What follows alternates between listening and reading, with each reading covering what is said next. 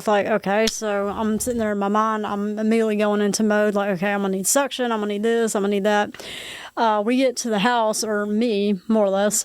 I get to the house, and he basically bit a hole in his tongue. Oh. He was, from what I remember, the parents said he was performing a dance, and he was, I guess he moved a certain way. He ended up smacking his head on the coffee table, and he bit a hole right in the middle of his tongue.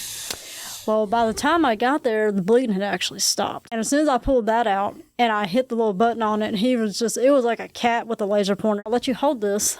I was like, if you'll just open your mouth. I said, I'm not even going to do anything. I said, just hold it right here and push this button. So he pushes the button. I even put my hands behind my back, and I said, I just want to look.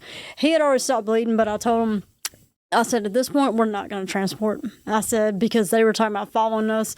And I said, if you want us to transport, we can. I said, but, all bleeding has stopped in his mouth. And I said, but I would recommend getting him checked out. So that was my first call on my own, actually, because in Galloway, a lot of the times when we were working at the station, because we didn't have a ton of people on our roster, a lot of times when you worked a shift, it was literally just you.